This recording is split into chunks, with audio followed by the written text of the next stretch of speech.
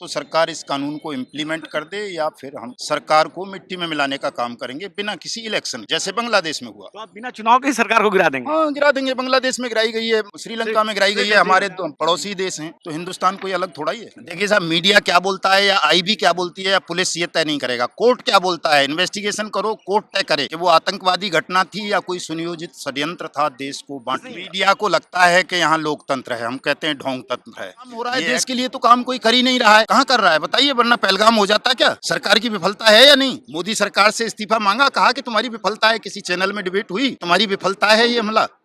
तो संसद कानून बना रही है लेकिन उसको लागू ठीक से नहीं कर रही। हाँ, चूंकि संसद में गिद्ध बैठे हैं, चोर बैठे हैं सारे, वो काहे को लागू करेंगे? जो उनके हित के कानून है उन्हें कर देते हैं, जो पॉलिटिकल एक्ट वो बनाते हैं तुरंत कर देते हैं, रात के 12 बजे लागू उन्हें। क्या अब हमें सरकार को मिट्टी में मिलाने के लिए जनमत पैदा करेंगे और बिना किसी इलेक्शन के न केवल सरकार को, पूरी संसद की धुलाई ठीक से कर देंगे। गंगा जल आज भी लाए थे, जो भी उसमें बैठे हुए हैं सबको, क्योंकि सब बेईमान हैं, सब ठग हैं।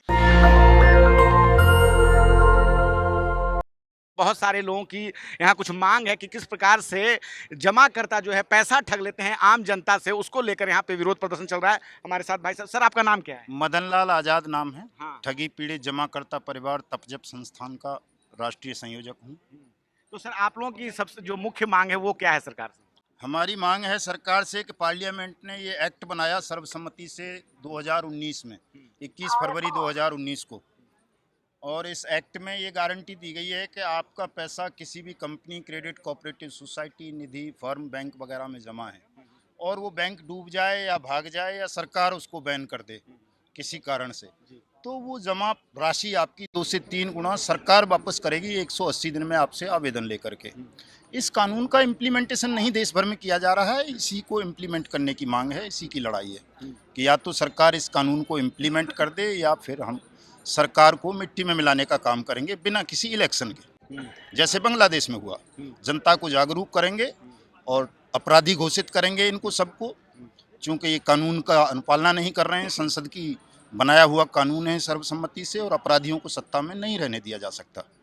तो आप बिना चुनाव के ही सरकार को गिरा देंगे? हाँ, गिरा देंगे। बांग्लादेश में गिराई गई है, श्रीलंका में गिराई गई है, हमारे पड़ोसी देश हैं, तो हिंदुस्तान कोई अलग थोड़ा ही है। तो यहाँ तो लोकतंत्र है, तो मान लीजिए विपक्षी दल भी होते हैं, उनसे भी अपनी मांग, या सत्ता दल है उनसे भी अपनी बात कर सकते हैं। देखिए साहब, ये मीडिया, आपको विश्वास नहीं है? मीडिया को लगता है कि यहाँ लोकतंत्र है, हम कहते हैं ढोंग तंत्र है। ये एक्ट सर्वसम्मति से बना था, चूंकि ये एक्ट गलती से बन गया उनसे, पार्लियामेंट से।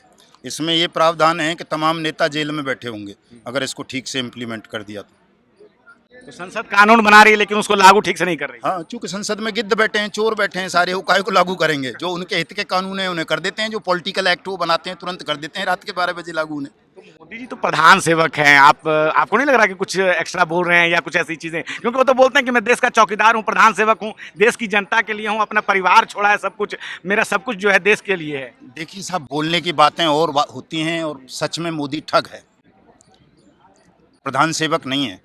प्रधान सेवक होता तो जैसे आज हम यहाँ जनता के बीच में खड़े हैं वैसे खड़ा हो जाता। कहा था ना मैं चौराहे पे आ जाऊंगा, 2016 की घटना है ना वो शायद। हाँ, वो नोटबंदी के दौरान नहीं हुआ ना, आज तक किसी चौराहे पे नहीं आया है। हम खड़े हैं क्योंकि हम ठग नहीं हैं, ईमानदार हैं, देशभक्त हैं।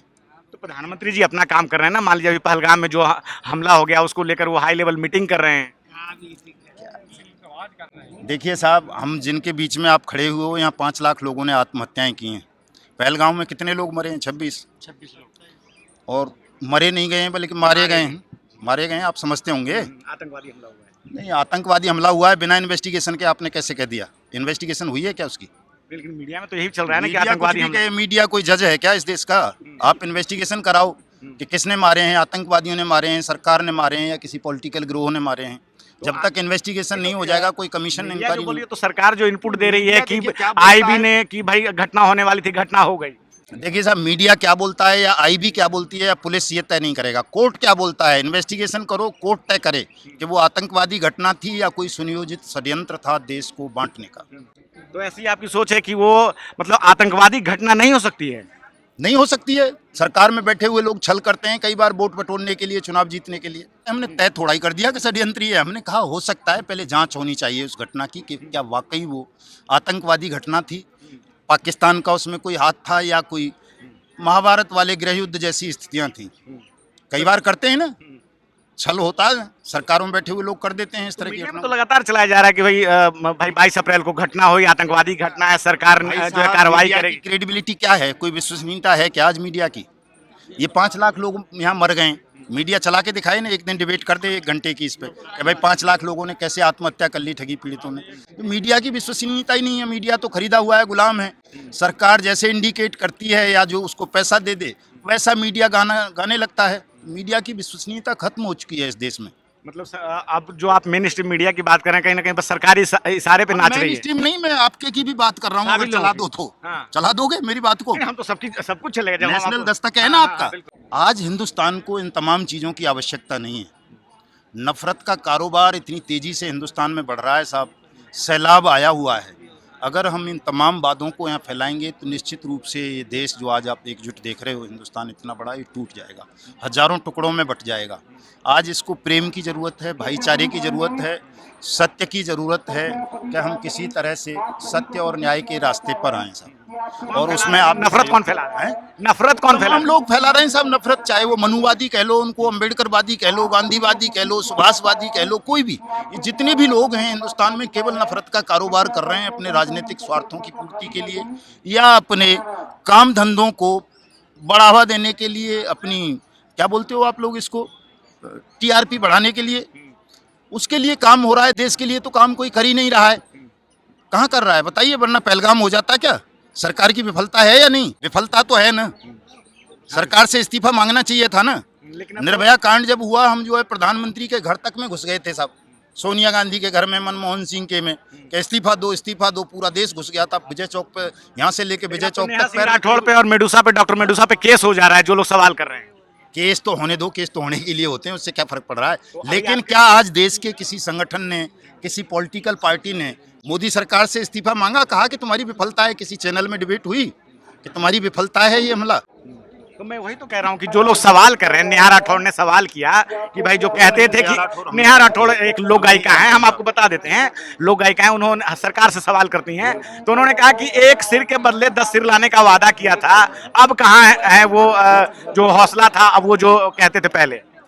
खैर देखिए, बेकार की बातें हैं, एक सिर के बदले 10 सिर लाना, ऐसा हम उस तरह के आदमी नहीं है, हम तो सब अहिंसक आदमी हैं, हिंसा में यकीन नहीं है हमारा। चलिए, चूँकि वो एक बहुत बड़े शायर ने शायद वो बात कही है, मुझे नाम याद नहीं आ रहा, कि टैंक आगे बढ़ें या पीछे हटें, सीना धरती का छलनी होता है, और बेटा दुश्मन का मरे या मेरा, गोद माता की सूनी होती है। तो अगर मेरा एक सैनिक मर गया, उसके बदले मैं ये कहूँ कि 10 काट लाऊंगा पाकिस्तान के, या पाकिस्तान वाला कहे एक के बदले 10 काट लाऊंगा हिंदुस्तान के, तो नफरत का ही कारोबार हो गया था, वो नहीं करना है हमको। पूरे देश में अभी युद्ध की मांग हो रही है कि पाकिस्तान पे कड़ी कार्रवाई होनी चाहिए, आप इस तरह की बातों को? मैं युद्ध की मांग नहीं करता, चूँकि हमारे हालात दोनों ही देशों के ऐसे नहीं हैं कि हम युद्ध कर सकें, युद्ध को झेल सकें, युद्ध की विभीषिका को। इसका समाधान शांतिपूर्ण ढंग से किया जा सकता है। युद्ध बहुत लड़ रहे हैं ना साहब हमने, पहले पाकिस्तान बन गया, हम में से ही बांग्लादेश बन गया हमारे ही बीच से, तो और क्यों तोड़ें हम देश को, क्यों कमज़ोर करें? युद्ध की ज़रूरत नहीं है, केवल इसकी सार्वजनिक जाँच पड़ताल हो जाए। पहलगाम की, पुलवामा की और इस तरह की बहुत सारी घटनाएं जो संदिग्ध हैं, जिन पर सवाल उठाए जा रहे हैं, उनकी पब्लिक इन्वेस्टिगेशन होनी चाहिए सार्वजनिक रूप से कि वाकई वो घटनाएं किसने की हैं, और जो भी दोषी है उसको फांसी दे दो। फांसी का कानून है हमारे देश में। हमला करने की ज़रूरत कहाँ है किसी देश पर हमें, कि हम लड़ाई लड़ें उनसे? इसके लिए भाई घटना जो है दो देशों के बीच की नहीं है ना साहब, कोई पाकिस्तान घुस के थोड़ा ही मार गया है, पाकिस्तान की आर्मी ने मारे हैं क्या? मीडिया में तो बताया जा रहा है कि पाकिस्तानी आतंकवादी हैं, पाकिस्तान के लोगों ने सहयोग किया, आईएसआई जो है उसमें साथ बोलता है साहब इस देश का मीडिया, देश का झूठ बोलता है। हाँ, मीडिया देश का झूठ बोलता है। चूंकि मैं तो भोग रहा हूँ ना साहब, मेरे 5 लाख लोग मर चुके हैं, आत्महत्या कर चुके हैं ठगी के प्रकरणों का शिकार होकर। किसी मीडिया ने एक भी दिन डिबेट नहीं की। सहारा में भी जो पैसे कई लोगों के जमा है, सरकार कह रही है कि पैसे आके ले जाइए, तो उसमें बहुत सारे लोग जो है पोर्टल पे नहीं जाते। ऐसा कुछ नहीं है, सरकार षड्यंत्र करती है इस देश में साहब। देखिए, ये जो कानून की मैं बात कर रहा हूँ, अनियमित जमा योजनाएं पाबंदी अधिनियम 2019, ये कानून ये कहता है कि सबका पैसा इस कानून के अंतर्गत वापस मिलेगा। 21 फरवरी 2019 को इसे देश में लागू किया गया। इस कानून के इम्प्लीमेंटेशन के बाद अगर सहारा सीआरसी पोर्टल खुद अमित शाह लॉन्च करता है तो वो अपराधी हो जाता है, गैर कानूनी है वो पोर्टल। इस कानून को पास ओवर कर रहा है, इनहांस पावर का दुरुपयोग करके। जो विवेकाधीन अधिकार होते हैं सरकारों के, उनका दुरुपयोग किया जा रहा है। जो क्या नाम है उसका, कौन सी शरण है, जो वित्त मंत्री है निर्मला सीतारमण, जो बोलती है वो झूठ बोलती है। जब ये कानून बना दिया, आपने गारंटी दे दी, तो जिला कलेक्टर वापस करे अपने अपने जिले के तमाम ठगी पीड़ितों का पैसा। फिर सहारा के लिए सहारा CRC पोर्टल अलग से आपने बना दिया, और PACL पल्स के लिए आपने सेबी रिफंड पोर्टल अलग से बना दिया, आदर्श पे आपने लिक्विडेटर अलग से बना दिया, पेनकॉन के लिए अलग से कलकत्ता में हाई पावर कमेटी बना दी।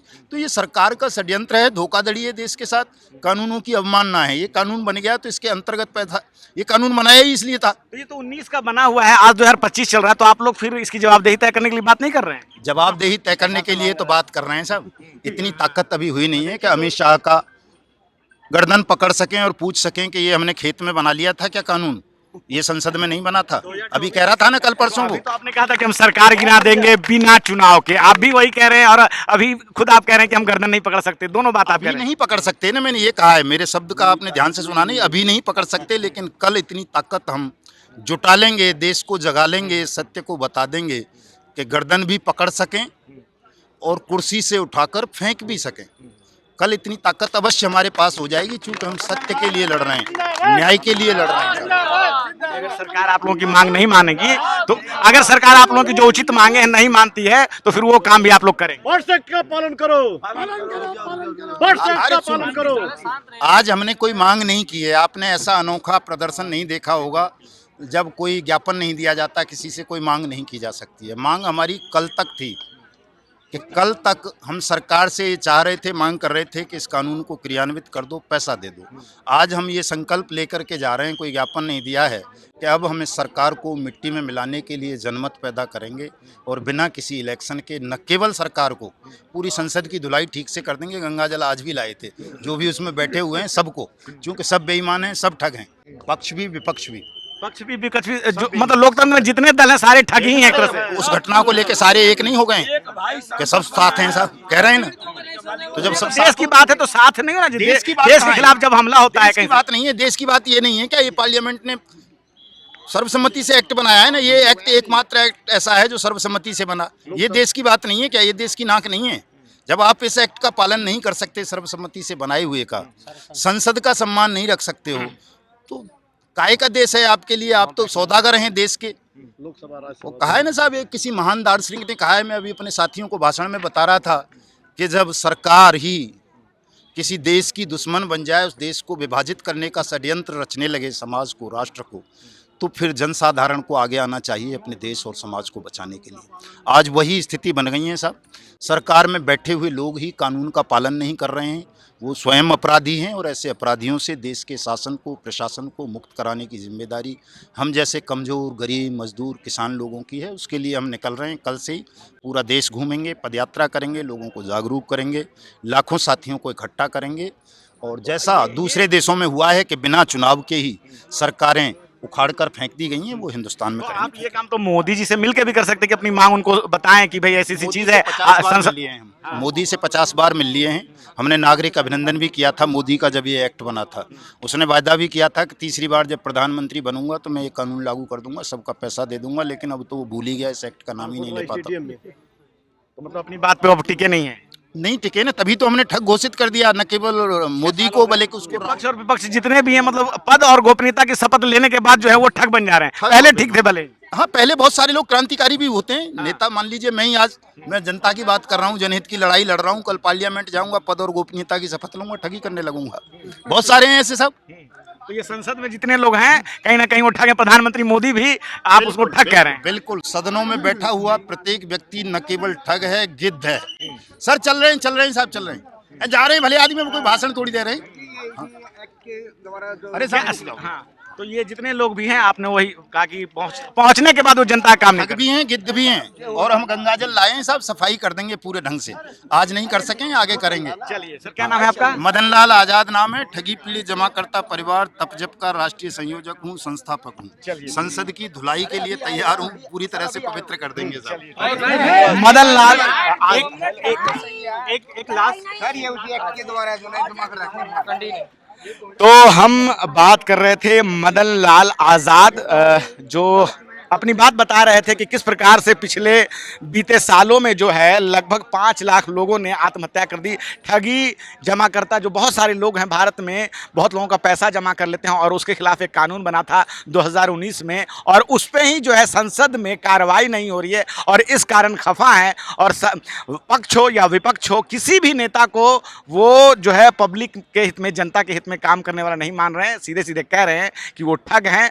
पद और गोपनीयता की जिस दिन वो शपथ ले लेते हैं उसके बाद वो ठगी का काम करना शुरू कर देते हैं। ये उनका अपना बयान है। तो और ये जंतर मंतर पे वो लगातार इस बात को प्रदर्शन कर रहे हैं कि आने वाले समय में बिना चुनाव के द्वारा ही अगर उनकी मांगें नहीं मानी गई तो वो सरकार से सवाल लगातार करते रहेंगे। नेशनल दस्तक की आपसे गुजारिश है कि अगर इसको बचाना चाहते हैं तो नेशनल दस्तक को सब्सक्राइब करने के लिए रेड कलर के सब्सक्राइब बटन को दबाएं, फिर बेल आइकन की घंटी दबाएं। नेशनल दस्तक को बचाने के लिए बहुत जरूरी है कि हर खबर को शेयर करें, लाइक करें, कमेंट जरूर करें।